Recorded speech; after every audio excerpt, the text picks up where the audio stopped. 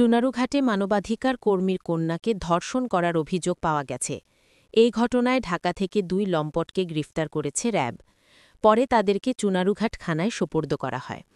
এই ঘটনা নিয়ে এলাকায় চাঞ্চল্যের সৃষ্টি হয়েছে।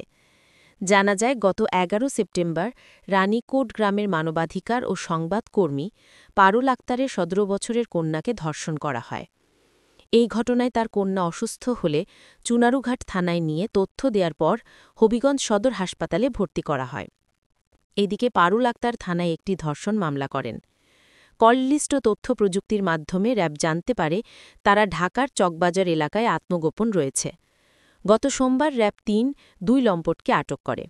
আটকরা হলেন উপজেলার মিরাশী ইউনিয়নের সাতালিয়া গ্রামের আব্দুস সালামের পুত্র শিপন মিয়া 18 বছর ও জাহাঙ্গীর মিয়ার পুত্র নয়ন তালুকদার 20 বছর। তবে সূত্র জানায়, শিপন প্রায় ওই কিশোরীকে উত্ত্যক্ত করত।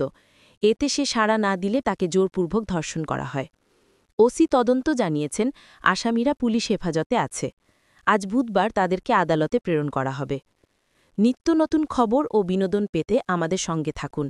চ্যানেল HR মিডিয়া সাবস্ক্রাইব করুন। ধন্যবাদ।